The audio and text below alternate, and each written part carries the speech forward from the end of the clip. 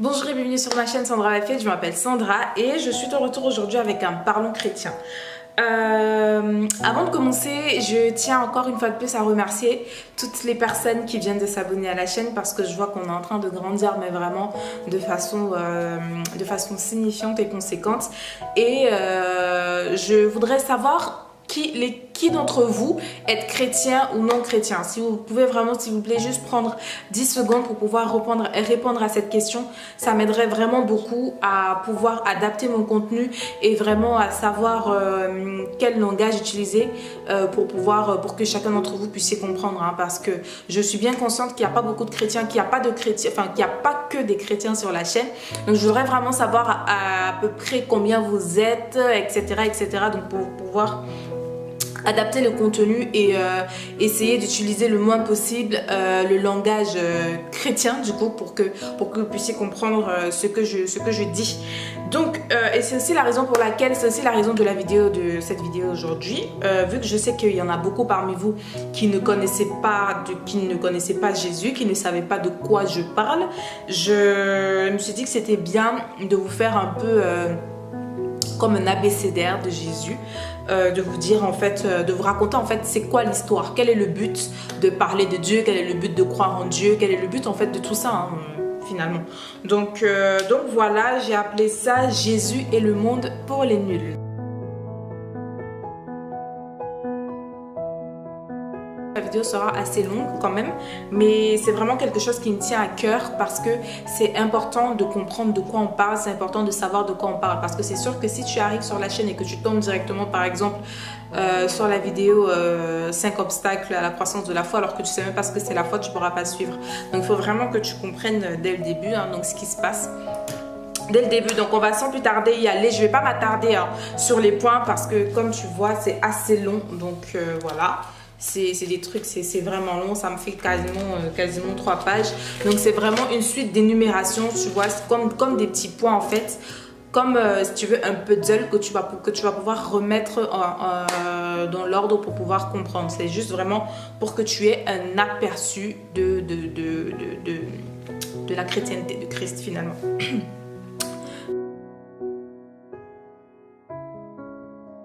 Donc voilà, on va y aller. Alors, en premier point, ce qu'il faut savoir, c'est que Dieu est souverain, il est omniscient, il est omniprésent, il est omnipotent et c'est lui qui a créé le ciel et la terre. Parce que on vit dans un monde où on nous dit que la terre émane du Big Bang, qu'on est des descendants des singes, qu'on a été créé par la nature, que la nature est déesse finalement, hein, alors que non, pas du tout. Il y a bien quelqu'un qui est derrière tout ça. Donc Dieu est créateur du monde, du ciel et de la terre, de la lune et des étoiles et de toutes les choses qui nous entourent et de toi et moi aussi. Donc il y a un Dieu au-dessus de nous qui a créé tout ce qui nous entoure. Et c'est Genèse 1.1. Ce qu'il faut savoir aussi, c'est que ce dont je vais te parler aujourd'hui, ça se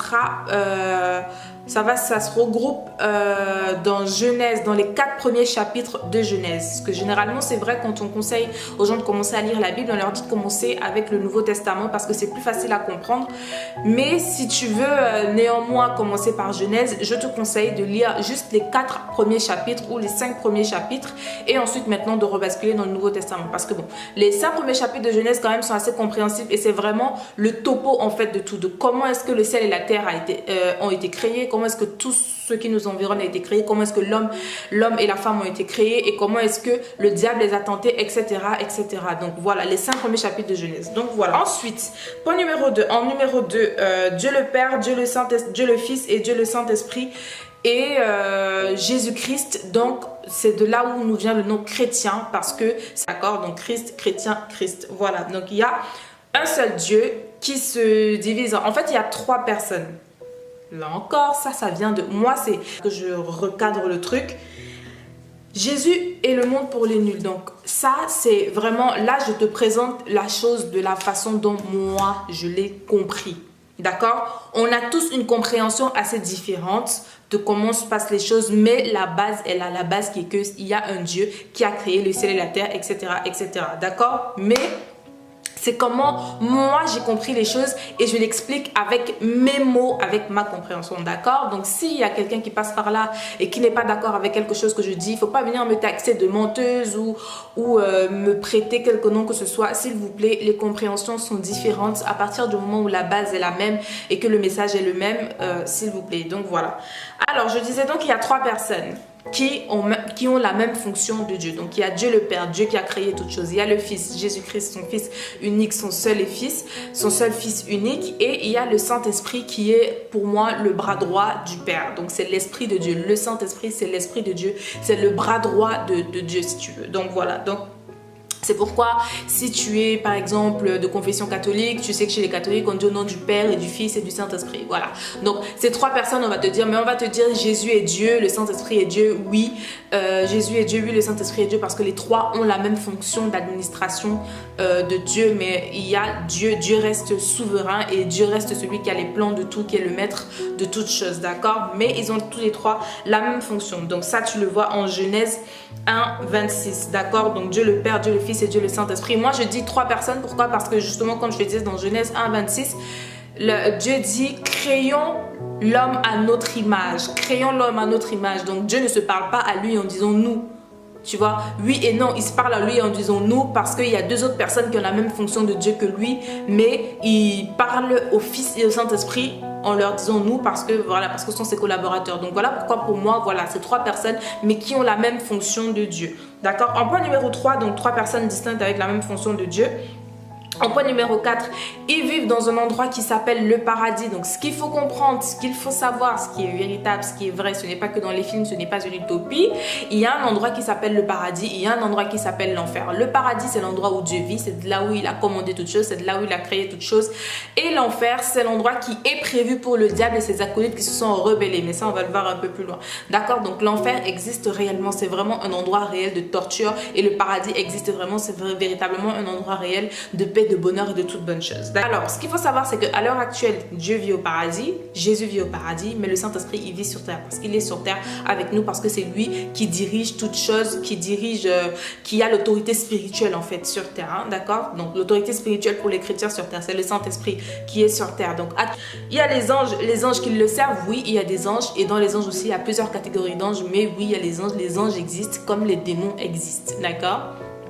Ce n'est pas une utopie, c'est bien réel. Je vois déjà quelqu'un qui passe par là, qui me voit en train de dire ça, qui se dit « Oh là là, la pauvre, qu'est-ce qu'elle est tarée. Oh, qu'est-ce qu'elle est tombée sur la tête. Oh, l'illuminée. Oh, je sais pas trop quoi, je sais pas trop si. » Frère ou sœur qui pense que je suis illuminée, qui pense que je suis tarée, qui pense toutes sortes de choses. Gloire à Jésus, oui, je suis tarée. Parce que pour croire en toutes ces choses-là, il faut vraiment être taré, il faut vraiment être barré dans sa tête. Mais c'est ça qui est bon et c'est ça qui s'appelle la foi. Croire en quelque chose que tu ne vois pas et croire que effectivement, je suis tarée pour Jésus. D'accord? Ok. Ensuite, on continue. Donc, les anges qui le servent, etc. Donc, ce qu'il faut savoir, c'est que le diable était un ange avant. D'accord? Donc, quand dans le ciel, le Seigneur, le Dieu a créé toutes choses. Donc, il avait ses anges et tout, parce que c'est lui qui a créé les anges aussi, etc. Il a créé ses anges, et parmi tous ces anges qui le servaient, le diable en faisait partie. Et avant, son nom, c'était Lucifer. Vous avez déjà entendu ce nom un peu partout. Vous vous dites certainement que c'est une blague, mais ce n'est pas une blague, non? Donc, le diable s'appelait avant Lucifer. Lucifer, pourquoi? Pour ange de lumière. Et c'était lui qui était chargé de la louange, en fait. Apparemment, c'était un très bel ange qui chantait très bien, etc. C'est vraiment quelqu'un de très beau et qui faisait vraiment les choses à la perfection parce qu'il était vraiment, vraiment très, très beau. Mais il a été orgueilleux. Il s'est enorgueilli de sa beauté, de toutes ses capacités, et il a voulu prendre la place de Dieu. Et donc du coup il a essayé de faire un coup d'état à Dieu, sauf que Dieu est Dieu, donc Dieu sait toutes choses qui vont se passer en avance. Donc du coup le plan a échoué et ils ont été chassés du paradis, hein. Ils ont été chassés du paradis et précipités sur la terre qui n'avait pas encore été formée à ce temps-là. Voilà, donc ils ont été chassés, donc le diable et ses acolytes ont été chassés sur la terre, et voilà, maintenant depuis ils y vivent, hein. Donc voilà, donc et ça tu peux le vérifier dans Ézéchiel 28, chapitre 28 du verset 12 à 17. Et pour le fait que Dieu et son Fils vivent au paradis et que le Saint-Esprit vit sur place, tu as Jean 16, 17. D'accord? Donc, Là, on arrive à la fin de la première partie. Ce que tu dois comprendre de cette première partie, c'est qu'il y a un Dieu, il y a des anges qui vivent au paradis, il y a un monde qui a été créé par Dieu et un diable et des démons, c'est bien réel, ça existe, qui vivent sur terre en attendant leur jugement. Donc ce qu'il faut savoir, c'est que oui, l'enfer existe, oui, le paradis existe, mais le diable ne vit pas encore en enfer. Il est sur terre pour l'instant et ses anges aussi, ses acolytes aussi vivent sur terre pour l'instant pour pouvoir troubler l'homme comme il faut. En enfer, pour l'instant, ce sont des personnes qui ont été désobéissantes à Dieu, des personnes qui ont refusé de vivre pour Dieu, mais c'est autre chose. Mais ce que tu dois comprendre déjà, c'est qu'il y a un paradis, il y a un enfer, il y a des anges, il y a des démons et il y a un fils de Dieu qui s'appelle Jésus-Christ qui est au ciel avec son Père à cet instant même où je te parle. Ensuite, deuxième partie. Comme je disais en introduction, la science nous dit que la Terre émane du Big Bang. Très honnêtement, moi, c'est quelque chose à laquelle je ne me suis pas intéressée parce que ça ne m'a jamais fait aucun sens. Très honnêtement, même avant que je ne sois chrétienne, ça ne me faisait aucun sens en fait que ça émane de nulle part. Que bref, ça n'a jamais fait aucun sens et de toute façon, la Bible est là pour nous prouver que c'est juste des inventions de scientifiques qui essaient juste comment dire, de ternir l'image de Dieu, qui essaie juste en fait de faire sortir Dieu de la vie de l'humain alors que non. Donc la terre a été créée par Dieu, donc ça tu le retrouves en Genèse 1:1. Au commencement, Dieu créa le ciel et la terre. Ensuite, Dieu a créé l'homme à son image. Donc ça tu le retrouves dans Genèse 1:26. Donc sachant que l'image de Dieu, quand on dit Dieu a créé l'homme à son image, c'est parce que Dieu est esprit et âme. Donc quand Dieu a créé l'homme, il a créé l'homme, esprit et âme. Et là, je vais bien faire une nuance parce que quand tu lis, comme je disais dans ces chapitres-là de Genèse, on voit bien qu'il y a une nuance qui est faite entre créer et former. Parce qu'au début, ça dit Dieu a créé l'homme à son image et ensuite Dieu façonna l'homme à l'aide de la poussière du sol. Donc, il y a une différence entre créer et façonner, d'accord? Et façonner, pardon. Donc, Dieu crée l'homme à son image. Donc, l'homme est créé en tant qu'esprit et âme. Donc, là, il existe déjà. Donc, créé à l'image de Dieu, ça veut dire que l'homme aussi est Dieu, vu qu'il a été créé à l'image de Dieu. Et ça, pour vérifier donc le fait que l'homme soit esprit et âme, d'abord, en création, tu as Jean chapitre 4 au verset 24 et Jérémie chapitre 32 au verset 42. Ensuite, l'homme est donc semblable à Dieu et l'homme est un Dieu sur terre parce que Dieu a créé le ciel et la terre et ensuite il a créé l'homme pour que l'homme puisse administrer la terre, puisse avoir la fonction de Dieu sur terre. Donc en gros, Dieu est Dieu au ciel et l'homme est Dieu sur terre, d'accord? C'est pourquoi Dieu l'a créé à son image. Voilà, donc l'homme est semblable à Dieu et il est Dieu sur la terre. Donc ça, tu le vois en Genèse 1:27. Ensuite, Dieu a créé la femme, d'accord? Donc il faut savoir que quand Dieu crée l'homme, il a créé en fait, en création, Dieu a créé l'homme et la femme en même temps. C'est juste au niveau du façonnement. Donc il les a façonnés en différé, mais il les a créés en même temps, d'accord? Il faut bien saisir cette nuance-là. Il a façonné l'homme à l'aide de la poussière du sol et il a façonné la femme à l'aide de la côte de l'homme, d'accord? Mais ils ont été créés au même moment, mais façonnés en différé. Donc c'est bien Dieu qui a créé l'homme et la femme et nous ne descendons pas du singe. Non, non, non, c'est une invention. Sinon, expliquez-moi pourquoi les singes ont cessé d'évoluer.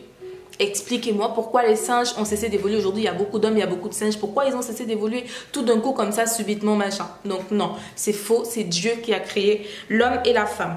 Ensuite, ils sont tous les deux autorités sur la terre car ils sont les dieux sur la terre. Comme je te l'ai déjà dit. Ils sont placés donc dans le jardin d'Éden. Tout le monde a déjà entendu parler du jardin d'Éden. Bon, Éden, c'est un jardin où tout était beau, tout était rose, tout était parfait, etc. Donc Dieu leur a dit, vous avez droit à tout, vous touchez à tout, vous faites tout ce que vous voulez, mais il y a cet arbre-là de la connaissance du bien et du mal que vous ne devez pas toucher parce que ça va vous faire perdre la vie. Donc perdre la vie éternelle finalement parce que à la base on a été créé pour vivre éternellement, mais bon voilà, la désobéissance de l'homme a fait en sorte qu'on ne soit plus éligible à l'arbre. Qu'on ne soit plus éligible à la vie éternelle. Donc voilà, il leur dit, vous administrez toutes sortes de choses, vous touchez à tout ce que vous voulez, mais vous ne touchez pas à cet arbre-là. Mais la femme s'est laissée berner par le serpent. Et donc du coup, l'arbre de la connaissance de la vie du bien et du mal, vous le trouvez en Genèse 2,17.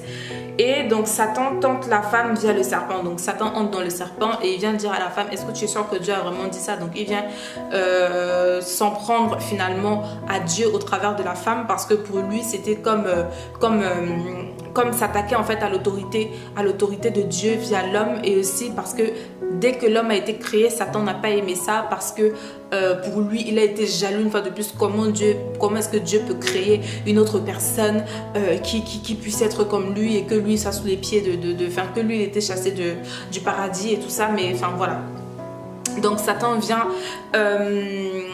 tenter donc la femme et faire en sorte qu'elle puisse tomber, faire en sorte qu'elle puisse pécher. Donc là tu retrouves tout ça dans tout le chapitre 3 donc de Genèse. Donc la femme tombe en entraînant son mari, Dieu est déçu, il les chasse d'Éden, et en obéissant au serpent, en obéissant au diable via le serpent, la femme lui a permis de travailler sur terre. Parce que comme je le disais en début,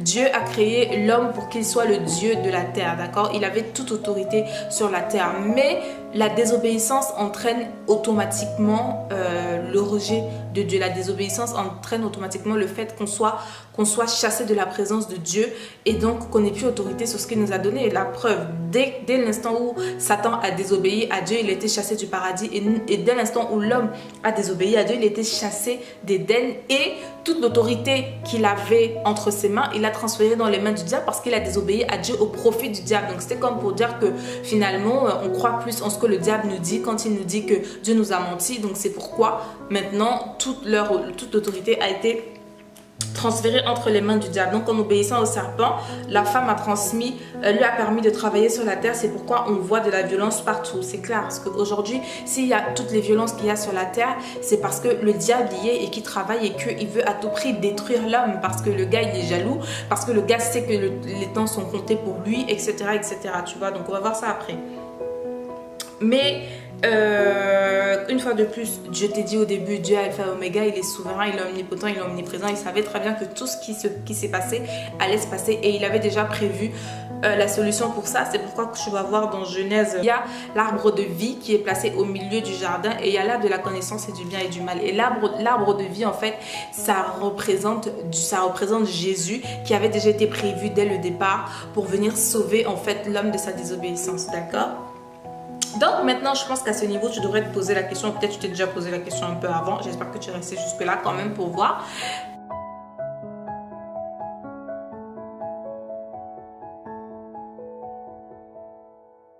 Si Dieu savait que tout ça allait se passer, pourquoi est-ce qu'il a créé le diable? Pourquoi est-ce qu'il a quand même mis l'arbre de la connaissance du bien et du mal? S'il ne voulait pas que l'homme et la femme y touchent, il aurait ne pas dû le mettre de base. Pourquoi?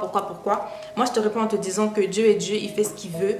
Et il y a des questions auxquelles on n'a pas de réponse. On n'est pas censé tout comprendre, on n'est pas censé tout savoir. En tout cas, du moins, tant que nous sommes encore sur cette terre, on n'est pas censé tout comprendre, on n'est pas censé tout savoir. Parce que c'est vrai que selon nous, ça ne fait pas de sens. Mais nous ne sommes personne pour pouvoir juger de l'intelligence de Dieu.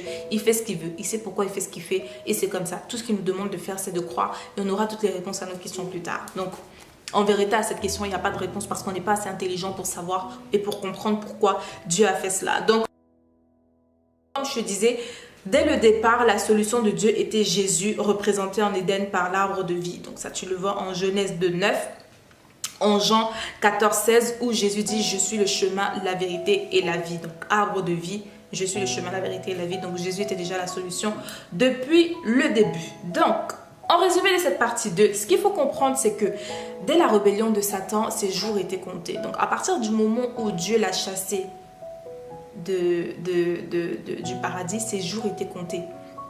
Ses jours étaient comptés. Dieu savait qu'il allait créer un homme et une femme. Dieu savait qu'il allait créer la terre. Dieu savait que le diable allait venir tenter. Dieu savait que l'homme et la femme allaient tomber. Dieu savait. C'est pourquoi dès le départ, en fait, c'était son plan. C'était dans son plan. Dès le départ, il avait déjà prévu. Il avait déjà prévu de venir secourir l'homme au travers de Jésus qui a aussi donc sa fonction de Dieu, d'accord? En fait, finalement, dès le départ, quand Dieu a créé la terre, quand Dieu a créé l'homme, quand Dieu a façonné l'homme sur la terre et qu'il l'a déposé sur la terre, la terre n'était pas censée être éternelle, d'accord? La terre n'était pas censée être éternelle, c'est pourquoi dès le départ, en fait, il y avait ce plan-là pour pouvoir justement permettre à cette créature créée autrement que les anges de pouvoir prétendre à la vie éternelle auprès de Dieu, d'accord? Donc, il faut comprendre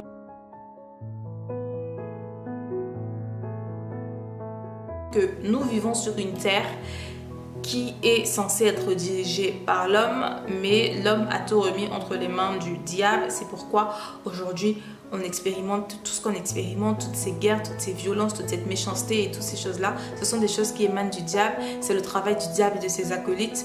Parce que la seule chose qu'il veut faire, c'est détruire l'homme, parce qu'il est jaloux de l'homme, parce qu'il ne veut pas mourir seul. J'ai envie de dire, comme on dit chez moi, il ne veut pas mourir seul. Donc il veut emmener le maximum de personnes possibles avec lui en enfer. C'est pourquoi il fait tout ce qu'il fait pour pouvoir détourner l'attention des gens, pour pouvoir faire croire aux gens que ce n'est qu'une blague, pour pouvoir faire croire aux gens que Dieu n'existe pas, que ce n'est qu'une utopie. Mais en attendant, la violence, elle n'est pas utopique. En attendant, les mensonges et toutes ces mauvaises choses, toutes ces choses abominables qu'on voit dans le monde, ce ne sont pas des choses utopiques. Alors pourquoi Dieu, qui est là pour apporter la paix, qui est là pour apporter la joie, pour tout rétablir et pour nous donner accès finalement à la vie éternelle serait utopique? Parce que oui, tu comprends maintenant que il y a une vie après la mort. Après la mort, ce n'est que le corps qui meurt, vu que à la base nous sommes, donc l'homme est esprit, âme et corps. Donc quand le corps physique il meurt, l'esprit et l'âme font quelque chose, l'esprit et l'âme vont quelque part. Tu vois ce que je veux dire? Et donc c'est soit au paradis, soit en enfer. C'est pourquoi Dieu a envoyé son fils Jésus pour venir nous sauver, pour venir nous donner la possibilité de pouvoir prétendre à cette vie éternelle-là qui était celle que le Seigneur avait prévue pour nous dès le départ. Donc d'où la raison pour laquelle on dit que Jésus, il a donné son fils unique pour pouvoir nous sauver. Donc en gros, le fait aujourd'hui de décider de vivre pour Jésus au 21e siècle, oui, que nous sommes aujourd'hui, c'est pour finalement s'assurer une vie éternelle dans le paradis auprès de Dieu et non une vie éternelle en enfer avec le diable quand le diable sera attaché. Tu vois ce que je veux dire? Donc c'est vraiment important de le comprendre. Ce n'est pas une utopie, c'est réel. Il y a une vie après la mort. Ce sont des questions existentielles que beaucoup de personnes ne se posent pas parce qu'on va se dire ah non mais je suis fou de penser ça, je suis fou de ci, de ça. Mais vraiment comme je te dis, la violence elle est bien réelle. Les gens ils meurent tous les jours. On voit des choses vraiment abominables qui se passent tous les jours. Ça c'est bien réel. Alors pourquoi le contraire ne serait pas possible? Le contraire n'est pas utopique. Il y a une vie après la mort. Et choisir de vivre pour Christ aujourd'hui, ça nous permet de pouvoir vivre demain, de pouvoir attraper notre sésame, de pouvoir recevoir notre sésame pour pouvoir entrer dans la vie éternelle, d'accord? Et ça nous est donné par grâce. Donc quel que soit ce qu'on peut faire, quel que soit ce qu'on peut dire qu'on veut faire ou je sais pas trop quoi, si on le fait en dehors de Jésus, si on le fait sans Jésus, ça ne sert à rien parce qu'il n'y a que par Jésus qu'on peut rentrer au paradis qu'on peut avoir la vie éternelle via le paradis. Donc on arrive à la troisième partie. Donc Jésus vient sur la terre dans la peau de l'homme par l'intervention du Saint-Esprit. Donc je te parlais tout à l'heure du Saint-Esprit qui est la représentation de l'autorité spirituelle sur terre, donc de l'autorité spirituelle de Dieu sur terre. Et tu connais l'histoire de la Vierge Marie qui est tombée enceinte par le Saint-Esprit, etc. Oui, c'est réel, c'est le Saint-Esprit qui, par son autorité de Dieu, a créé, par son autorité créatrice de Dieu, a déposé Jésus dans le ventre de Marie. Donc tu le vois en Matthieu 1, versets 20 à 21. Effectivement, Dieu avait besoin de pouvoir rentrer dans la peau d'un homme pour pouvoir venir sur terre. Parce que comme je te l'ai dit, l'homme est le Dieu de la terre. Donc Dieu, en tant qu'esprit et âme, ne pouvait pas se manifester sur terre, tu vois. Il avait besoin de rentrer dans un corps et de venir donc du coup au monde par des voies tout à fait naturelles, tout à fait normales. Enfin, voilà, pour qu'on puisse attester véritablement qu'il s'est fait homme sur terre. Donc Dieu est venu sur terre au travers de Jésus et voilà. Donc Jésus est venu en sacrifice pour nous. C'est pourquoi il fallait qu'il meure pour montrer le caractère limité du corps humain. Comme je te le disais, l'homme est esprit, âme et corps. Et le fait qu'il soit mort a montré le caractère limité du corps humain. Et le fait qu'il ait ressuscité a montré le caractère éternel de l'âme et de l'esprit. Donc pour te dire que si je ressuscite, c'est parce que l'âme et le corps l'âme et l'esprit continuent de vivre et il n'y a que le corps qui meurt. Donc il est venu s'offrir en sacrifice pour chacun d'entre nous pour que quiconque Et on le voit, je crois, on le voit en Jean 3,16. Et il a donné la possibilité à quiconque croirait en son Fils de devenir enfant de Dieu. D'accord? Donc voilà. Donc Dieu brise les liens de la mort et ressuscite Jésus. Ce qui nous montre qu'on peut prétendre aussi donc, à la vie éternelle en choisissant de vivre pour Jésus. Donc Jésus est venu en sacrifice pour nous. Ça encore c'est une partie, il ne me demande pas d'être expliqué en long et en large et en machin. C'est vraiment quelque chose, soit tu y crois, soit tu y crois pas. C'est vraiment, il faut être aussi bête que ça en fait finalement. Parce que la foi c'est ça, la foi c'est se dire, bah écoute je suis assez bête, je suis assez naïf, je suis assez fou pour croire à ces choses-là et on verra bien ce qui se passe. En fait c'est ça, parce que si tu veux trop raisonner, si tu veux trop être intelligent, si tu veux trop rationaliser les choses, tu comprendras pas et tu rateras en fait finalement ton salut comme ça. Tu vois ce que je veux dire? Il faut juste croire tout simplement.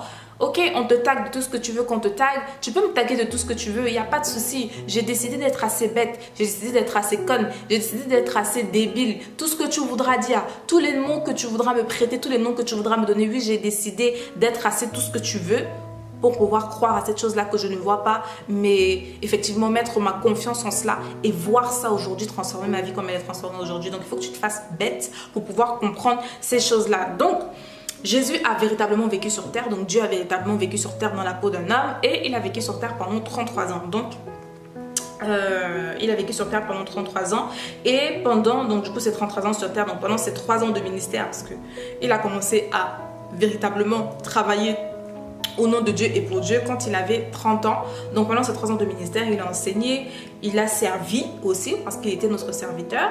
Il a servi et il a donné des informations sur le paradis d'où il vient. Donc ça tu le vois en Jean chapitre 17 au verset 12 à 13. Donc il explique bien à chacune des personnes qui l'entourent que il est venu pour donner sa vie pour nous. Il est venu se sacrifier pour nous. Donc que tous ceux qui voudront avoir la vie éternelle au paradis devront vivre pour lui en faisant comme lui et lui seul. Et au contraire, que tous ceux qui voudront faire comme le diable vivront éternellement avec le diable en enfer. Donc tu peux voir ça en Jean 5, 29 et en Jean 14, 16.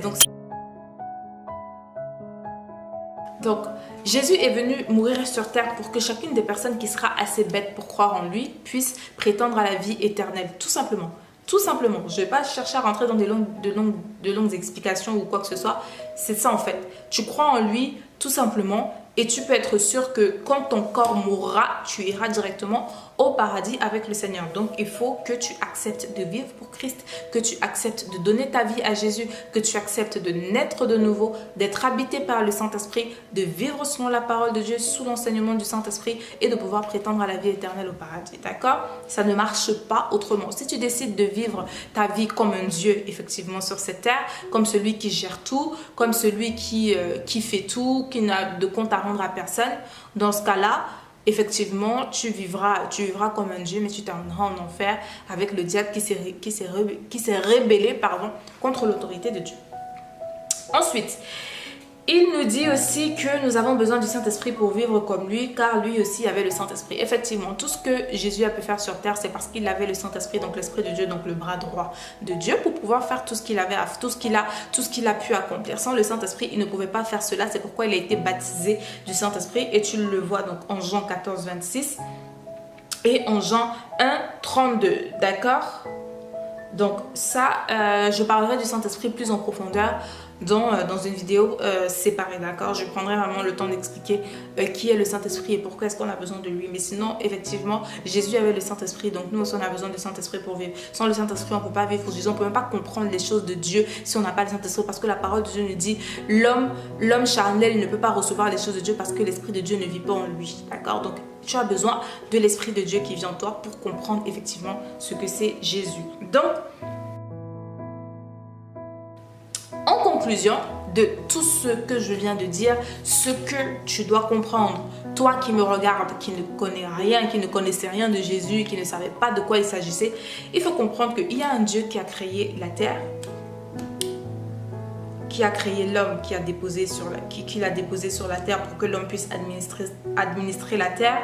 Mais le diable qui s'est rébellé vivait déjà sur la terre avant qu'elle ne soit complètement formée. Donc ce qu'il faut comprendre, c'est que oui, la terre était déjà créée, mais toutes ces choses-là qui nous entourent n'existaient pas encore. Donc ce fait que quand le diable a été chassé du paradis, il a été précipité sur la terre. Donc le gars croyait, bon, au moins, même si je ne vis plus au paradis, il y a quand même un endroit où je suis le chef, où je fais ce que je veux. Parce qu'on dit que les ténèbres recouvrait la terre et l'Esprit de Dieu se mouvait au-dessus des eaux. Donc le diable avait cru que la terre en fait lui appartenait jusqu'à ce que Dieu décide finalement de façonner des choses qui sortent de la terre et de déposer l'homme dessus pour qu'il puisse administrer cela. Donc pour dire au diable, il n'y a rien qui t'appartiendra, ni maintenant ni jamais. Tout ce qui t'attend, c'est l'enfer. Et à partir du moment où le diable a été précipité du paradis, l'enfer a été créé pour lui, pour qu'il aille brûler là-bas. Donc voilà, ce qu'il faut comprendre donc c'est que donc le diable s'est énervé, il dit ah, moi je croyais que j'étais chez moi sur la terre et maintenant tu viens créer un homme, tu le mets sur la terre pour qu'il vienne administrer les biens alors que c'est moi qui étais déjà. Donc c'est pourquoi il allait tenter la femme, il a fait tomber la femme.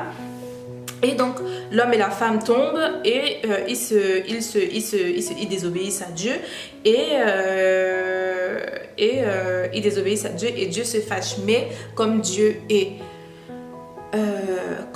souverain, il avait déjà prévu toutes ces choses-là et il avait déjà prévu que Jésus était celui qui allait venir redonner la possibilité à l'homme de pouvoir avoir la vie éternelle. Donc c'est pourquoi Jésus est le chemin, la vérité et la vie. Donc il y a un Dieu qui vit dans un endroit qui s'appelle le ciel. Et non, le ciel, ce n'est pas les nuages que tu vois là.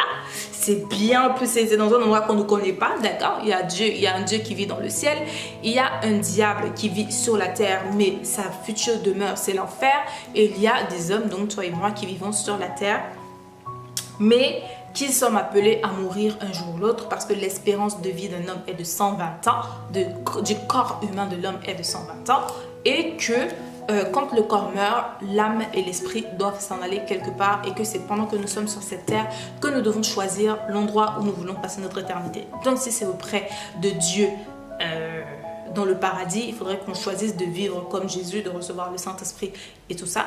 Et si on décide qu'on veut vivre selon notre chair, selon ce qui nous plaît, qu'on veut être finalement occuper la première fonction qu'on avait qui était donc d'être les dieux de la terre, on décide de se rebeller contre Dieu une fois de plus et on terminera en enfer avec le diable plus tard, sachant que le diable est sur terre en ce moment. Le diable n'est pas en enfer, il est sur terre et c'est lui qui est à l'origine de tout ce qui est mauvais, d'accord? Avec le concours de l'homme qui refuse de donner sa vie à Christ.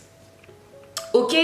Donc il y a une vie après la mort et le but de croire en Dieu et de vivre selon et pour Jésus, c'est de s'assurer une place au paradis. Donc pas de Jésus, pas de paradis, et qui dit pas de paradis dit enfer. Donc effectivement c'est ça.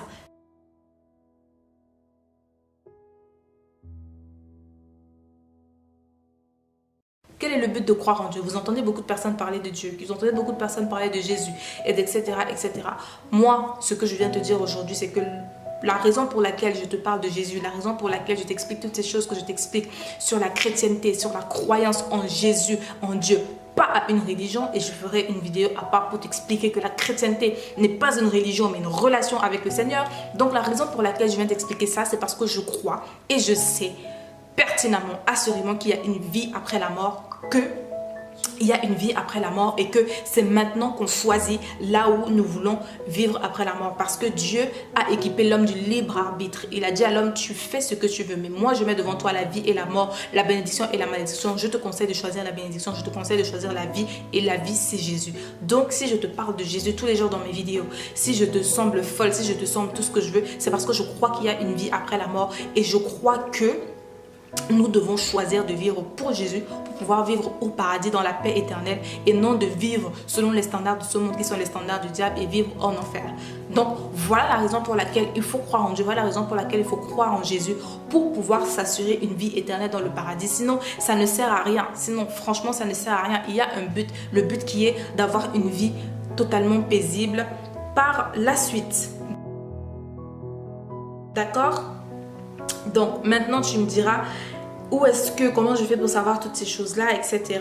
Je te dirais que toute information complémentaire, prière de croire en la Bible et de la consulter. Maintenant le choix reste le tien. Tu choisis de croire en Dieu ou de ne pas croire en Dieu, c'est ton choix. Mais tu ne diras pas que tu n'étais pas au courant parce que crois-moi que quand la fin du monde va arriver, parce qu'elle va véritablement arriver, quand la fin du monde va arriver, chacun d'entre nous, nous sommes un peu plus de 7 milliards sur cette terre, auront déjà entendu parler de Jésus-Christ qui est le chemin, la vérité et la vie. Donc à toi d'y croire ou de ne pas y croire, mais à partir d'aujourd'hui, tu ne pourras plus dire que tu ne savais pas que pour pouvoir gagner, pour pouvoir recevoir par grâce, parce que c'est même pas qu'on la gagne, non, on ne gagne pas, c'est la grâce de vivre pour Christ, la grâce d'avoir notre vie au paradis. Il fallait juste croire en Jésus-Christ. Donc Dieu la donne gratuitement.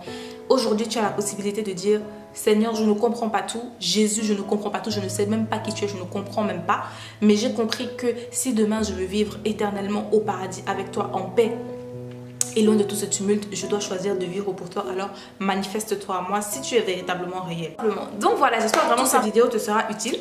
Je sais que ça a été un peu long, mais je suis vraiment désolée. Il fallait vraiment que j'aille au bout. Et voilà, si c'est quelque chose que tu n'as pas compris, demande-le en commentaire. J'essaierai de te répondre au maximum, mais c'était vraiment assez long. C'est pourquoi j'ai essayé vraiment de faire au mieux. Et voilà, donc en espérant véritablement que la vidéo te sera utile, n'hésite pas à la partager autour de toi parce que ça pourra aider quelqu'un à savoir qui est Jésus et à savoir quel est le but de tout ça. Et voilà, donc d'ici à la prochaine fois, porte-toi bien, que mon Dieu te bénisse et don't forget, God has equipped you to make a difference in someone's life today. God bless you and I will see you the next time.